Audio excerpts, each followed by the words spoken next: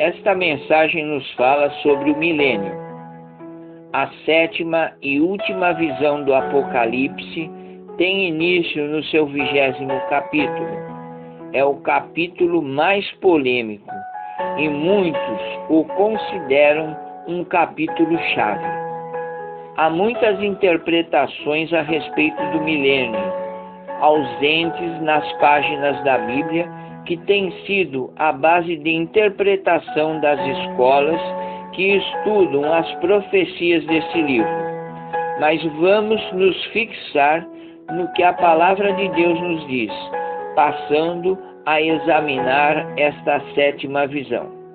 No livro de Apocalipse, capítulo 20, versículos 1 a 10, nos diz: Então vi descer do céu um anjo, tinha na mão a chave do abismo e uma grande corrente. Ele segurou o dragão, a antiga serpente que é o diabo, Satanás, e o prendeu por 1000 anos. Lançou-o no abismo, fechou-o e pôs selo sobre ele, para que não mais enganasse as nações até se completarem os 1000 anos. Depois disto, é necessário que seja solto pouco tempo.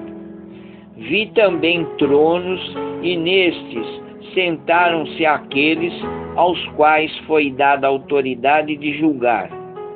Vi ainda as almas dos decapitados por causa do testemunho de Jesus, bem como por causa da palavra de Deus. Tantos quantos não adoraram a besta, nem tampouco a sua imagem, e não receberam a marca na fronte e na mão, e viveram e reinaram com Cristo durante 1000 anos. Os restantes dos mortos não reviveram, até que se completasse os 1000 anos. Esta é a primeira ressurreição. Bem-aventurado e santo é aquele que tem parte na primeira ressurreição. Sobre esses, a segunda morte não tem autoridade. Pelo contrário, serão sacerdotes de Deus e de Cristo e reinarão com ele os 1000 anos.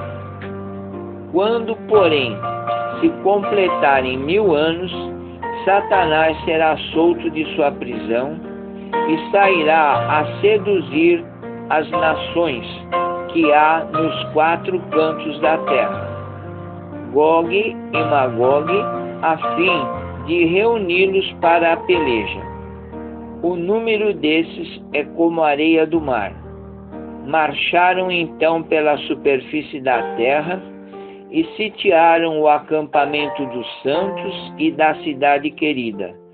Desceu, porém, fogo dos céus e os consumiu.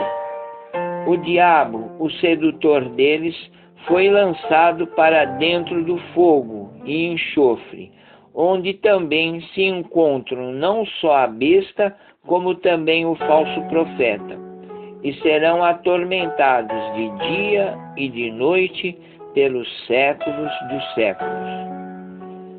De acordo com os versículos citados que abrem a última visão, você deve ter notado que aquele anjo que tem uma chave, aquele que possui por direito a chave do abismo, é ele quem segura o dragão. Em Hebreus capítulo 2, versículo 14 nos diz: Jesus veio para que por sua morte destruísse aquele que tem o poder da morte, ou seja, o diabo. 1 João 3,8.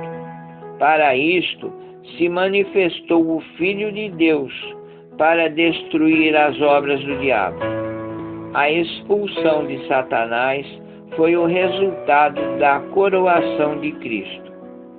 Jesus acorrenta o dragão por 1000 anos, impedindo-o de continuar enganando as nações.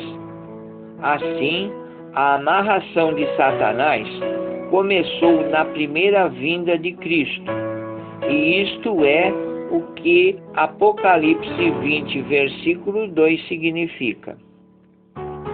A prisão ou restrição do poder de Satanás tem a ver com as obras de Cristo na cruz e com a evangelização das nações.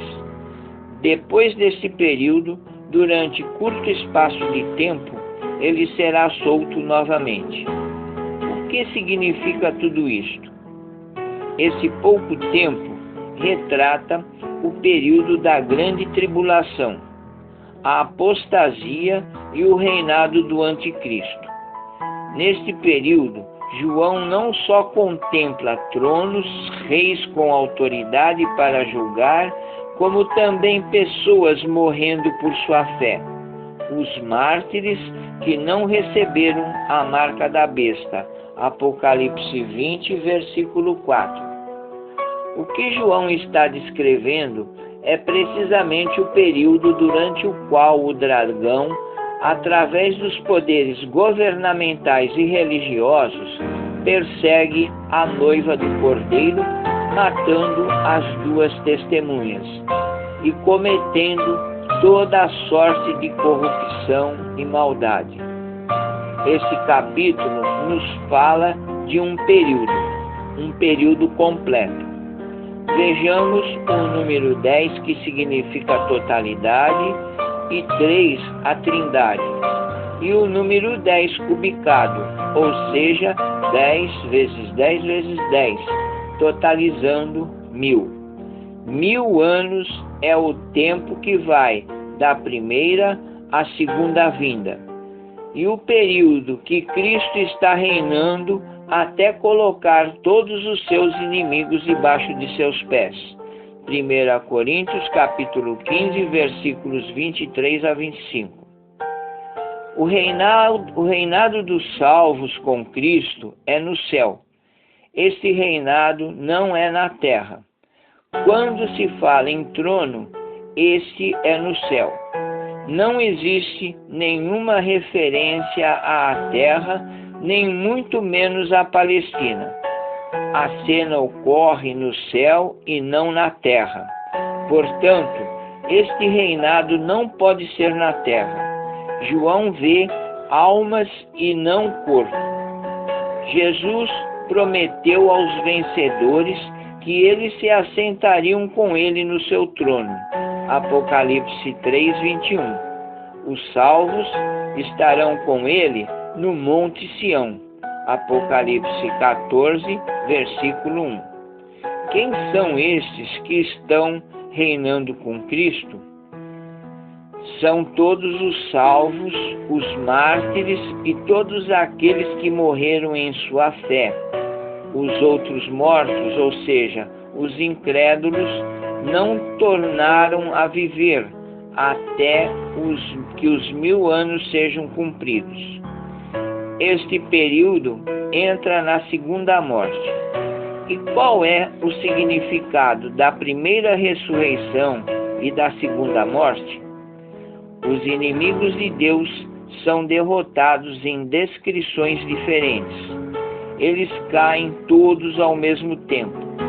A queda da Babilônia, do anticristo, do falso profeta, de Satanás e dos ímpios acontecem ao mesmo tempo, ou seja, na segunda vinda de Cristo, embora os relatos sejam em cenas diferentes. As figuras usadas por João ensinam lições claras. Magog e Gog descrevem a batalha final contra o povo de Deus. Versículo 7. Essa é a descrição da última batalha contra o Cordeiro e a noiva. É o Armagedon. Encontramos aqui mais um símbolo, Armagedon.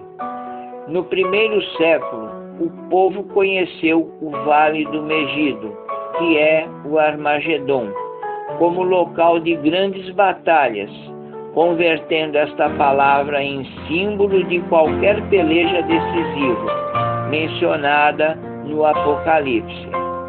É a grande tribulação, o pouco tempo de Satanás, e é o período mais amargo da história. Os exércitos inimigos são numerosos. Versículo 8. Todo o mundo inimigo vai perseguir a igreja. A perseguição será mundial. É o último ataque do dragão contra a igreja. A derrota dos inimigos será repentina e completa. Versículos 9 e 10. Esta derrota imposta ao inimigo é uma ação direta de Deus. Apocalipse 19, 20 diz que o anticristo e o falso profeta são lançados no lago de fogo. E também em Apocalipse 20, versículo 10, diz que Satanás é lançado no fogo. E eles três são lançados e são atormentados para sempre pelos séculos dos séculos. A derrota de Satanás será o ápice da vitória de Cristo. Versículo 10. A sua derrota é descrita em último lugar. Sua condenação será eterna. O fogo eterno foi preparado para ele e para os anjos, os seus anjos. Mateus capítulo 25, versículo 41. O juízo final. Cristo assenta-se no seu trono como juiz. O trono branco fala de santidade e justiça do juiz e do julgamento. Diante dele, o próprio universo se encolhe. A terra será redimida de seu cativeiro. A terra não será destruída, mas transformada. Atos 3, versículo 31. Jesus é o juiz diante de quem tem todos comparecer. Aqueles que rejeitaram Jesus como advogado vão ter que comparecer diante dele como juiz. Os mortos serão julgados segundo suas obras. Versículo 12. Os livros serão abertos e todos julgados. A única maneira de escapar desse julgamento é agora confiar no Senhor Jesus Cristo. João 5, 24. O critério para a salvação não são as obras, mas a graça. Ninguém pode ser salvo pelas obras, por isso o livro da vida é aberto. Quem tem o nome escrito nele não é lançado no lago do fogo.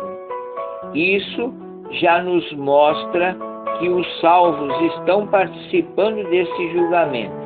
2 Coríntios, capítulo 5, versículo 12. Os que não têm o nome escrito no livro da vida são lançados dentro do lago de fogo, e é a segunda morte. A própria morte e o inferno são lançados no lago de fogo. Versículo 14. A morte é o último inimigo a ser vencido. O inferno é o lugar onde os ímpios e os inimigos de Deus serão atormentados eternamente. Versículo 10, capítulo 10, versículo 15. Amém? Eu sou Carlos Calmar e aqui concluímos que devemos estar preparados para o dia do juízo. Devemos estar seguros que estamos cobertos pelo sangue do Cordeiro e que ele nos torna mais alvos que a neve. Hoje é o tempo oportuno. Hoje é dia de salvação. E que as bênçãos do Senhor sejam com todos, assim seja.